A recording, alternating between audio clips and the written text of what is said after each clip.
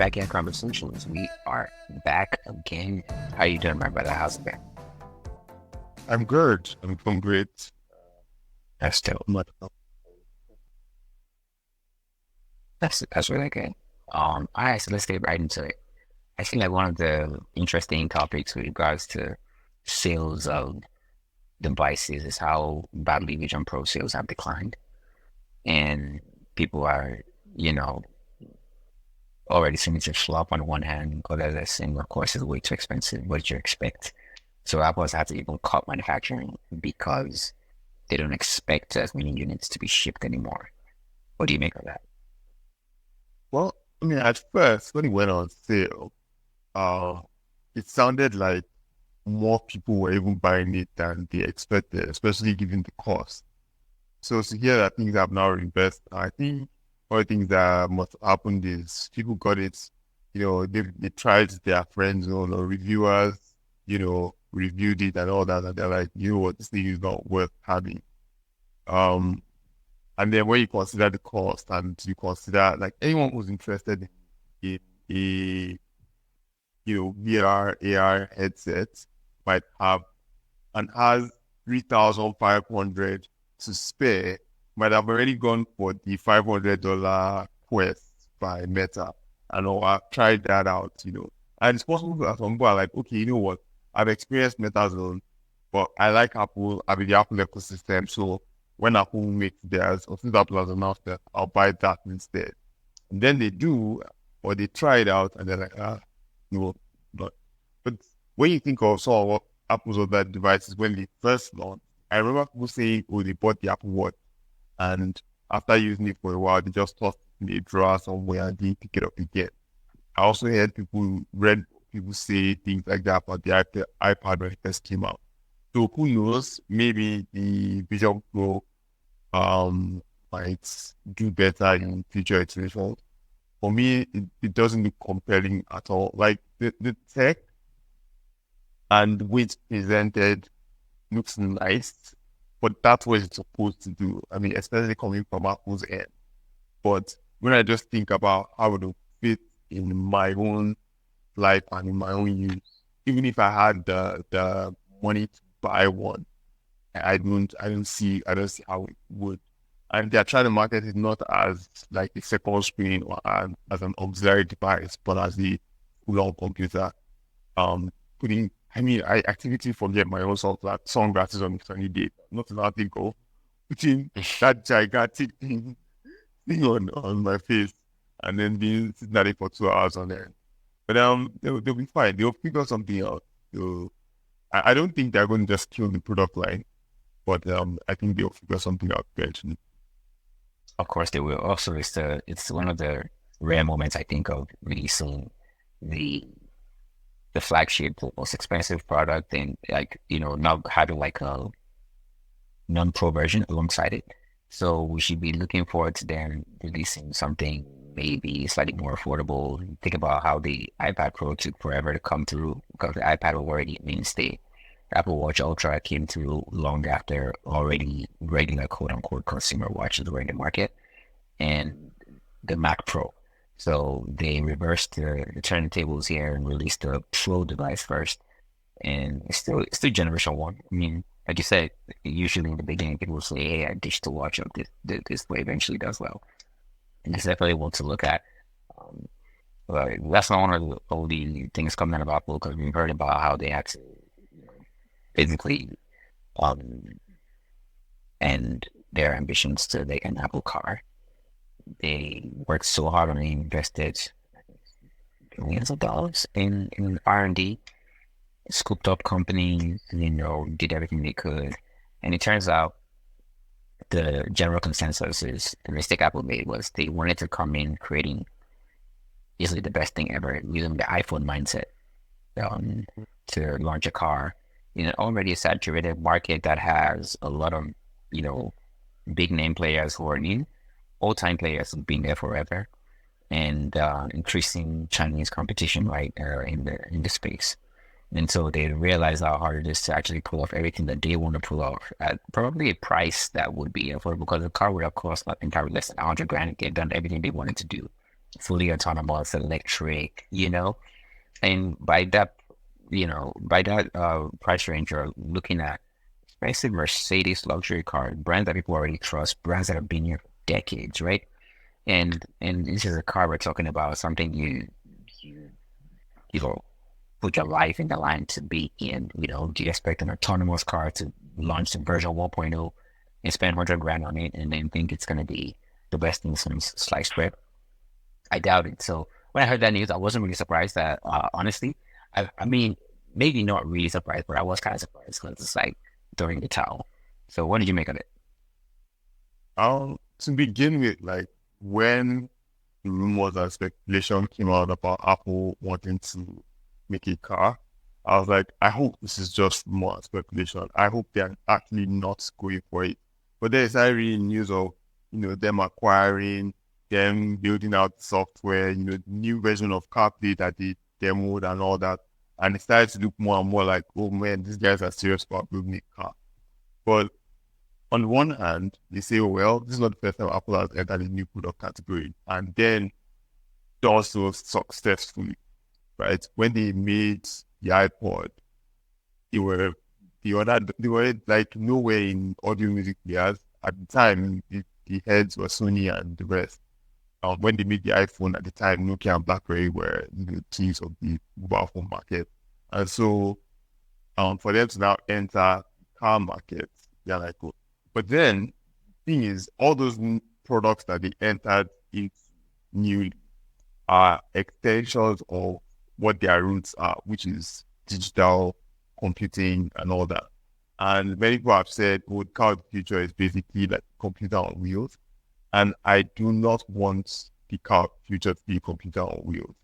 I don't know, maybe this is like me being an old head or dating me, but I believe that a car with computerized, aspect is good.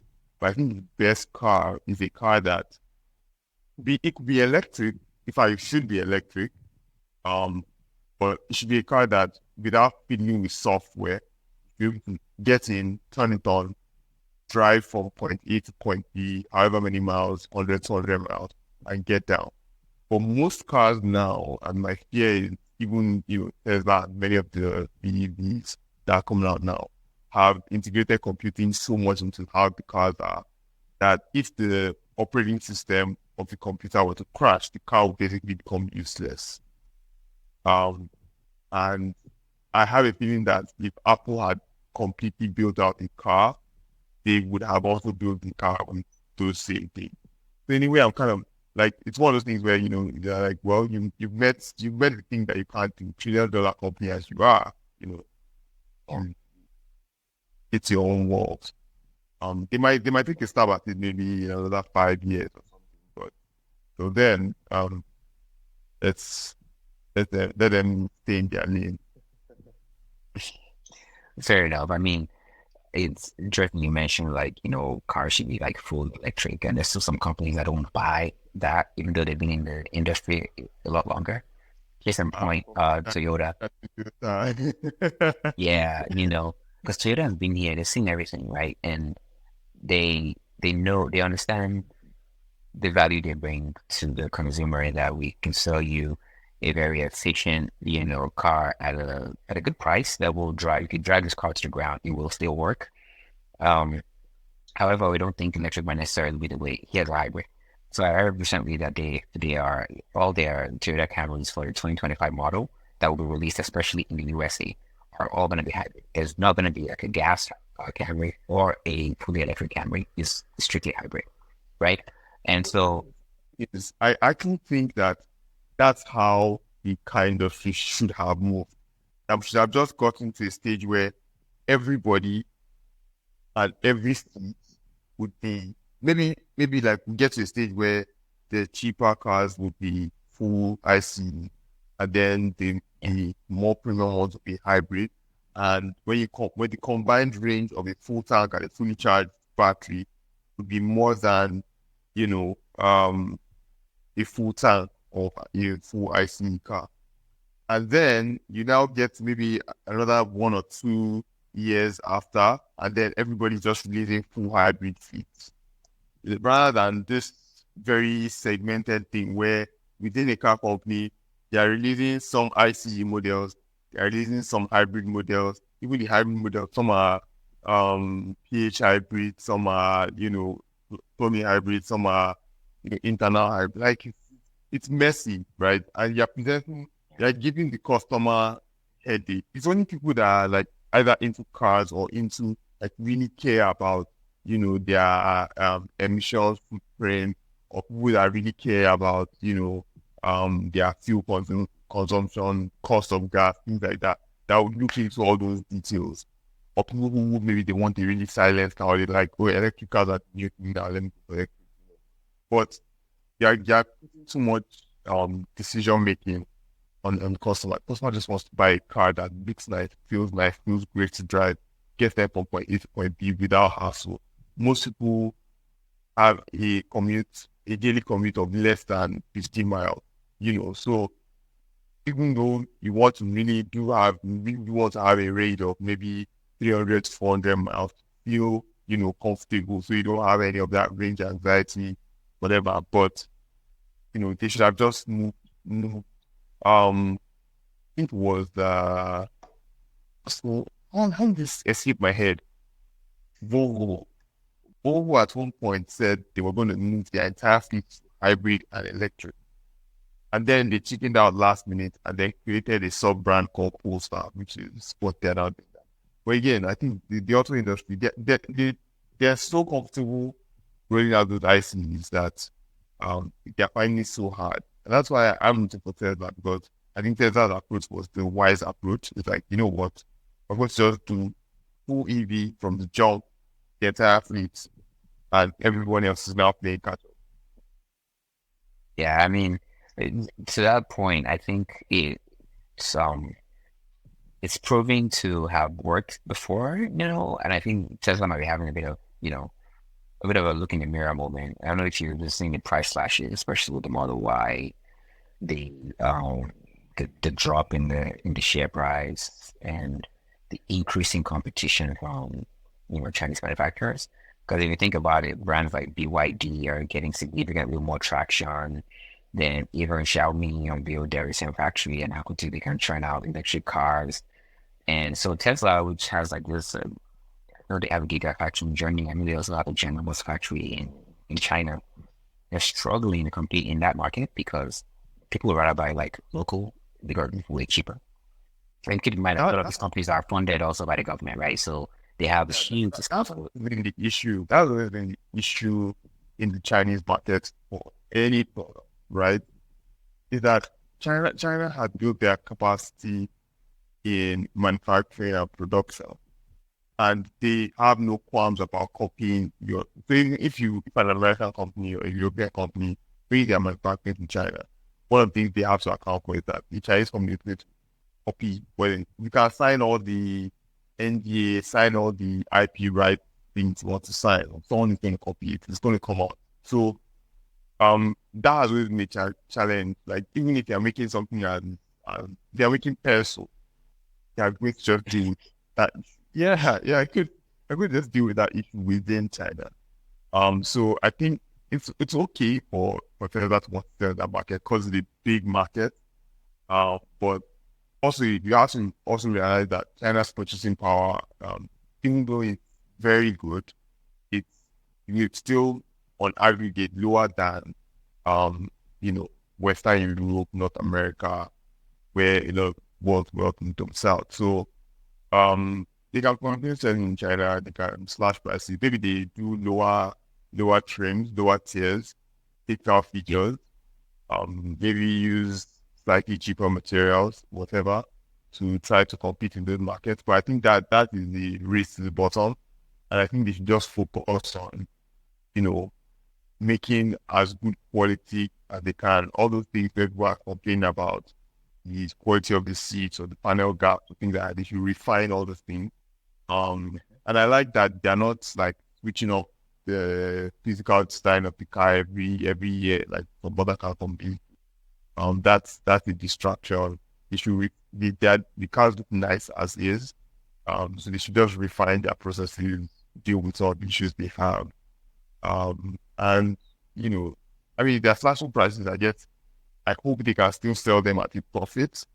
Um, anybody, who wants automobiles to move forward and who, is concerned about, who has environmental concern and what have you, what should be rooting for Tesla. The thing I also said, which is the same thing I read with the Apple thing, is the whole computer on wheels paradigm.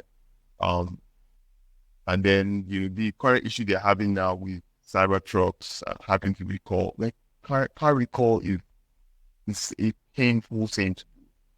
Um, I mean, they're lucky that they've only sold about 3,000 and something, almost about 4,000 of them. Having to recall and then repair or fix an issue with point of crowd. That's why they need to really, really fix up on their manufacturing process. We don't have that experience again where they're having to recall, I know other companies have had to, recall tens of thousands. Companies that, have much higher volumes than Tesla does. But yeah, it's one of the main pain. It's in pain of what they're doing. Yeah, I mean, good luck to them, right? Because this price flashes combined with, the stock market, yo-yoing. I think RSC's introduces a kind of headache to their CEO, but he also has SpaceX to worry about, so I'm sure he'll be fine. And also Neuralink, and also what's that other company that does the internet in space? Yeah. So yeah, you get the point, right? He has a lot of headaches, and this is just one of many. So, but I think he'll be fine. Um, Speaking of just sticking to the planet, like improving the product. You've seen some of the strange blue circle Meta AI thing in like WhatsApp and Instagram. It's like Meta AI everywhere now. Have you been observing that? I've seen it. I updated my WhatsApp one day and I saw one blue set. Yeah, I updated Instagram one day. So, like, you now merged it with the search for Instagram. Yep. So basically, a search query on Instagram and double as a prompt query on Meta AI. Um, and like I said in our group chat that almost every time Meta, launches a new product, a new feature, I always just look at it like I'm touching a cactus. Like I have this sense of hesitation, like they're touching live wire. Like, what is this again? What are they like? What's the catch? Um, it, well, I think they are overdoing it. I don't. So that the funny thing is with this like emergence of AI, the things that I'm imagining that attributes, especially with natural language processing, which is basically what most of this is, right? The thing that I expect people to do, and uh, that these platforms are just ignoring. I don't know, maybe it has occurred to them, maybe they've tried it and it didn't work. For instance, I should be able to say, um, I should be able to either type or talk. I'd say maybe Netflix's search. I say, you know what? Every Saturday morning, serve me um animated shows that uh animated shows for ages 8 and up. Do you understand? And like give it an instruction, which is kind of what G shortcuts is like. But even shortcuts is not natural language processing like that because you pick a function, you pick this, it kind of feels like scripting or programming or something. But with Yeah. natural language processing, you just like give your device, give your platform, give your app an instruction and tell it to do. Or you can say, okay, you know what? On Sunday, tell your Spotify every Sunday, show me him, and then yeah, things like that. So those are the type of implementation that I expect to see of AI that would at least fit into my use case than you just putting these text bubbles everywhere, putting your blue circle everywhere, and expecting me to start typing in prompts or start generating trash, what we images, and It's all and about for your anyone, apprehension. for anyone listening there, this goes to my voice about AI generation, generated images because I'm an illustrator, so thing is personal. I'm taking it personal. They're coming for your job. They're coming for your job. I know you already expressed your lack of trust, the apprehension you have with like just, especially since it's meta involved in this AI thing. This has to now beg the question, like with Llama going full on open source and Zuckerberg just like releasing this like AI model. I haven't really looked into like the implications of this, but what if in case you have and you understand what is happening in that space, what do you think it's like the implications of having a company as you guys laid out having such just releasing all the stuff to the wild. I mean, so the contrast is that OpenAI was supposed to be the open source one, um, and then they became closed source and basically just became like an arm of Microsoft. And then Facebook created theirs in-house, created the Llama one, and then now they brought it out and they open sourced it. And they are putting it in all their app and it's free and you're not paying for it and all that. Mhm. So on that end, it seems good that there should be, an open source um LLM, but for something to truly be open source, or do like should I use the word true? Because it still belongs to a proprietary company, right? So Yeah, for something to like really feel open, it needs to exist independent of the company's ownership. Yes, someone can. I don't know whether they release it on GitHub or whatever, but for something to be open source, maybe you can, look under the hood, see the code, maybe even fork it and make your own. Maybe you can even run it locally, whatever that entails. I think running locally might be good, but me, I think the cat because um, Facebook is a data black soup, right? Everything they do, yeah, it seems like we just can get as much data as possible on many people mhm, as possible. And um, despite all the image laundering that Zuck is doing, the times when it looks ominous, seeing all that. So yeah, you open source it, and then maybe an app developer says, okay, you know what? I want to put an AI prompter into my app, do certain things to enhance my app's features. Instead of building one, I might as well just use this open source one that's available, which Facebook has made available. But what then happens is as you deploy your app, as you gather users, as users use it, every time they put something in, they're just feeding into Facebook's giant black box of data or info. Yeah. So uh, it sounds laudable. It sounds like, oh yeah, you created this thing and it's open source and we can all use it. Yay! But like everybody's gonna be training it.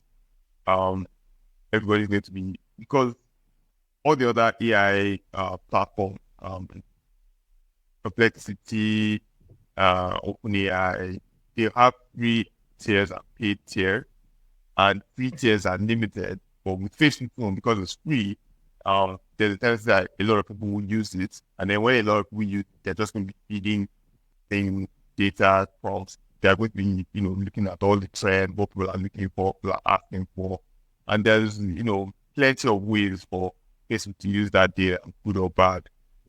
So just know that it's not it's not as altruistic from the jump as it might seem. It's supposed to just further their agenda. I don't let me use the word agenda, but their aim of just collecting as much data as possible from as many people as possible. interesting. I mean, sure, like you always got have to be wary when the big blue S is involved, and that's specifically why you change the name to Meta, just to kind of like limit just damage control because of how the reputation of Facebook have been over the past few years and the distrust between them and users. And to your point about private companies owning open source assets, like you think about GitHub's current state and Microsoft, well, that's I guess a different topic for another day. Well, we're talking about Meta and they are removing flip side, which I bet some people are probably wondering what the heck flip side is. Essentially, it's a feature they released in, in Instagram where you get to have like a private life. So you have a flip side where you could bring in new followers. It could be your friends or family, just like a small click. Essentially, just what close friends is, but as a profile, right? Um, I mean, it died as quickly as it came. So it was interesting to me that even like a lot of major news websites, blogs, articles, whatever, are not even covering the news of this thing's demise. So this is one of the experiments that they have recently that just didn't go Did they even cover the news of its launch to begin with?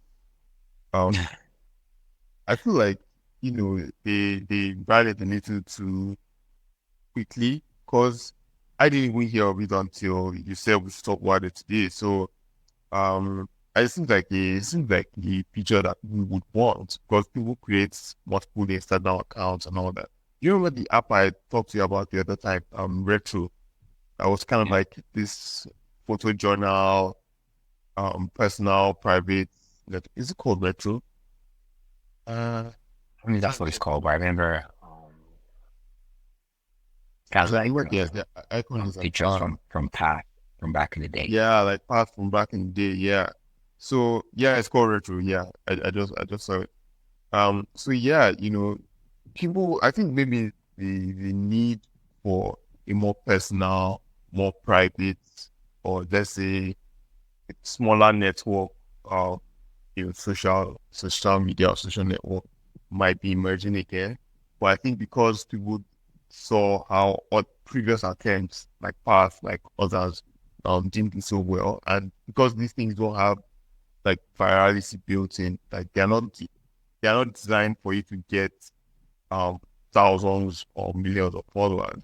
So I think maybe Instagram might be positioned to actually deploy it in reverse, where they start you off on a platform that allows you to grow as large as possible, and then give you a way to, manage a more close circle of friends. It's not just close friends feature. I think some people use it, their stories and DMs and things like that.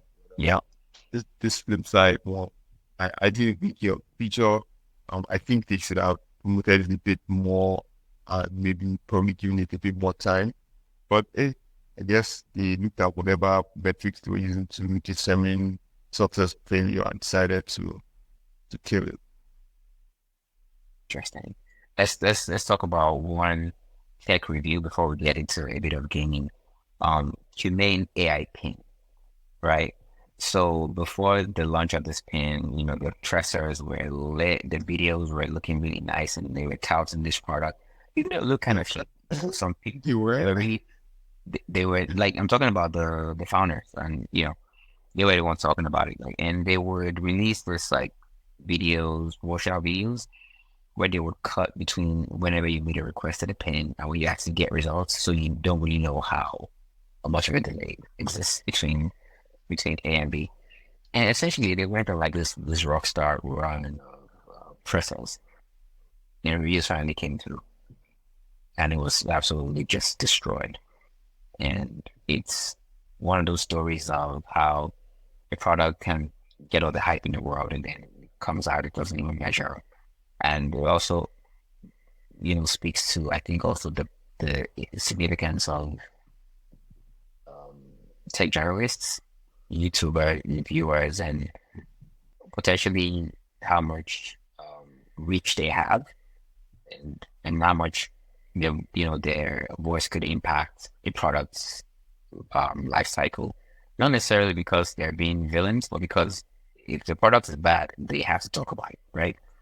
And so, first of all, what do you think about the Humane AI Pin? That's what review that you're seeing. And second, what do you think about, you know, on the one hand, the power of tech reviewers, and also what I would consider the unjust bashing of some of these reviewers for being too harsh on this couple. So first of all, when the human AI pen was released, the thing I admired was that somebody was trying something new. I think the premise is that AI, LLM, text to speech to text, um, natural language processing that these things will make up the operating system of the future. But this is not the first time in recent times that someone has come up with a premise or what the operating system of the future. Anybody remember metaverse?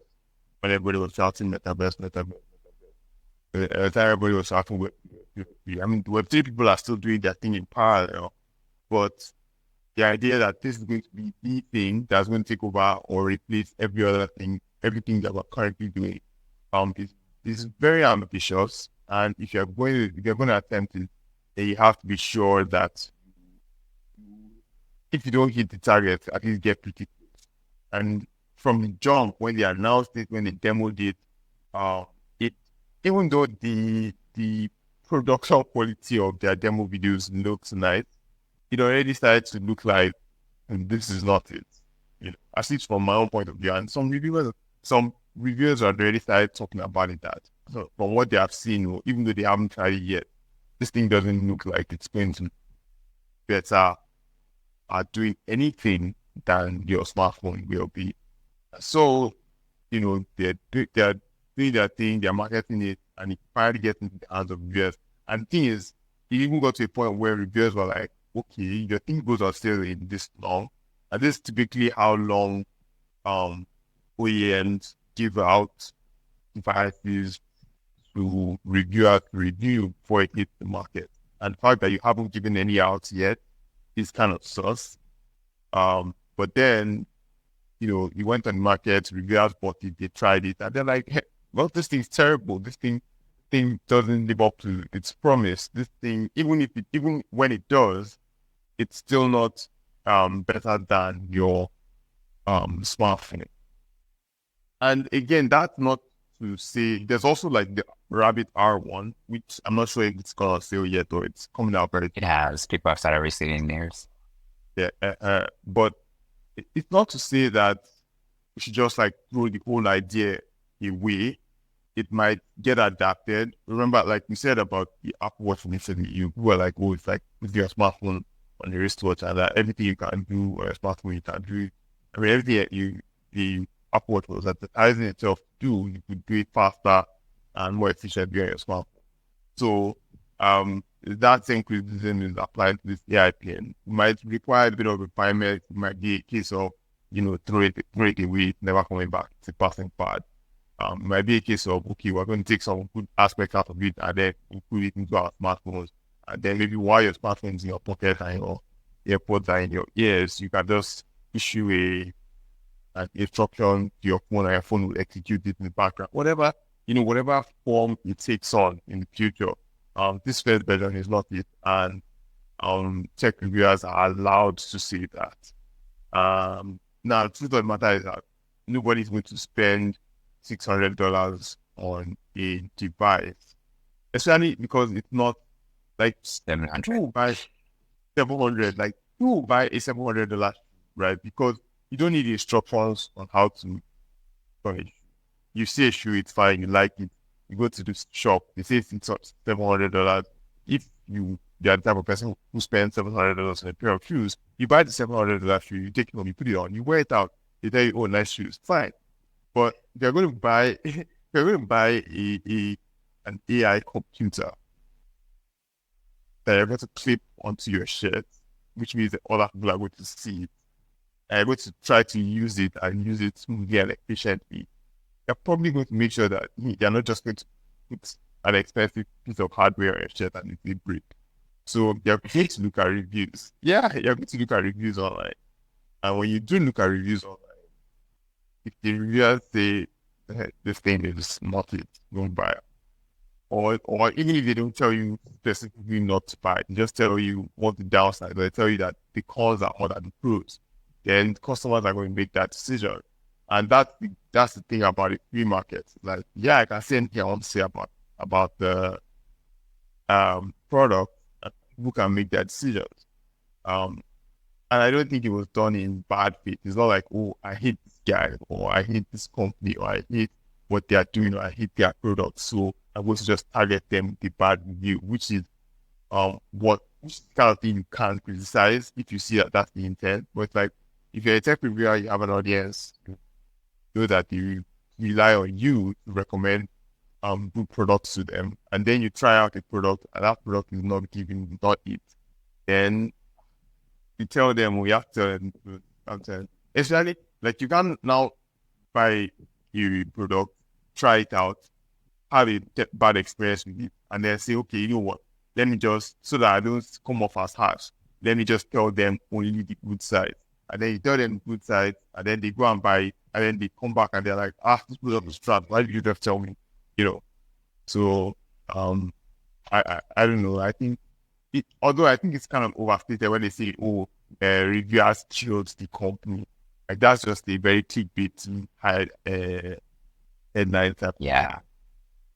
Yeah, I mean, we talked about the price of this thing, right? We also did mention the mandatory subscription required to keep it running. And it's like, I think it's about $30 a month. I think about $30 a month, but that's the whole thing. Let's go for like a quick fire round now and wrap up with gaming and some TV shows that we're on to. Um, so Xbox handheld console rumors. I'm sure it's gonna be one of those things that's gonna be pit up against not just the Nintendo Switch, but also the Steam Deck and all the other mobile gaming handhelds that we've been seeing lately. Some running Windows. Then I think Steam Deck itself runs a version of Linux. And you can also dock it as a PC. So it's a space I'm looking forward to. I'm sure we'll definitely talk about it some more on this podcast when we hear more about it. And for a TV series, Shogun, I started. You haven't. What have you heard about it? Are you looking forward to it? To seeing it in action? Yeah, yeah. I've seen clips, and from what I've seen, it looks like very filmic, looks very cinematic. Looks like kind of thing that like quality looks like this is movie quality. So, and then the whole feudal Japan, ancient Japan, samurai thing. Well, that's interesting. I want to see sword fights and all that. So I'm looking forward to starting it. It's beautifully made. I can tell you, but just by the performances in the pilot, I can tell you it just feels like a lot of care and attention was paid to making this right. And from the costume design to the production design to the cinematography to the dialogue, everything's just so well thought out. And it's just like it's Story is just also really high value because to work. me that's like most important thing. Like Talking about the so, story, oh, yeah. I feel like it goes without saying. That's why I probably didn't mention it. Like the initial, like I don't want to spoil it for you, but just by seeing the pilot, you can already have a sense of the amount of the kind of drama they could introduce just with this web of characters, and it's really enthralling in that sense. You started watching X-Men '97. I haven't, so Yes. Bring on the nostalgia. X-Men 97 is amazing. Once you hear that soundtrack, just says chills down your spine. At least for me. for sure, sure. Um, I there's sometimes when they're like, okay, in this nostalgia drop that they keep serving us, Hollywood likes to keep serving, are they just like making us stuck in our childhood? Like, is this, you know, is this 10, 11-year-old me back again? Or am I watching something that is like age appropriate, And when I watch it, right, forget that it's a continuation of series of how many years ago. It's great. It's a very good show. It's very good show. It's actually a breath of fresh air because I think like Marvel MCU has been kind of an all. Like we haven't had anything very impactful from that corner, So, and I think like I've said earlier before, like I think Feige is trying to do this thing where he wants to unify everything Marvel. So my guess is that this X-Men 97 is probably in some pocket universe within the broader MCU. Um, that we might never actually see any like interactions or touchstones um of that, but maybe in another future property they might now mention it or link to it in some clever way or whatever. But right now it is like a self-contained story. It's very well done. It's the character models were redrawn. They use like neater, cleaner lines to make it easier to animate. The animation was done by Studio Mer, which is like one of the best um 2D animation studios in Korea. In fact, probably possibly even in the world. The ones that did the new Tron, the ones that did Avatar, Last Airbender and Korra, they're pretty good. So the animation is good, fight scenes are good, the dialogue is good, story is good, the artwork is good, colors are great. It's a delightful watch. It's a delightful watch. That's interesting. I can't wait to see it. On Disney Plus, I think that's where it's playing. And let's wrap on Deadpool and Wolverine. Is it in theaters yet? Um, No, it's not, right? no, like they just released this second trailer. Um, second trailer we get like a full look at Wolverine's costume in the MCU style, which looks good Yeah. because I think one of the concerns about introducing his yellow costume in previous Fox movies was that it would be too gaudy and that it would look, it look weird on film. It's one thing for someone wearing like a fitted yellow outfit in a comic book or in a cartoon, for them to be wearing it in live action and look kind of weird. But the good thing is that because it's inside of Deadpool, and Deadpool has this inbuilt silliness that allows it looks good, even if it were to be like a solo X-Men movie. So I'll take kudos to the costume designers for pulling it off. And then you see Deadpool, talking about things, multiverse and all that. So I'm looking forward to seeing it. Like I said earlier, that uh, MCU has been kind of dull for the past couple of movies and TV shows. So maybe this might be the spark that it needs to bring things back. Um, and again, Ryan Reynolds does a great job at playing that character. So might be the thing that MCU needs. I look forward to going to the cinema. I hope I get. So hey, looking forward to it too. I know for sure I'm going to be seeing it. I don't know if I'm going to be able to go to theaters. We'll see it, but we'll figure that part out later. And I think Blade just recently started filming too. So if you're into that sort of thing, get to see Well, martial arts. also No, they did not. Blade is still happening. the Okay. delay. Yours a delay. Yeah, I think that's a good place to wrap. This was Backyard Conversations, and thanks for hanging with us if you stayed to the end. This is a wrap, and we'll be coming to you back again very soon. Have a good one, people. Cheers. All right.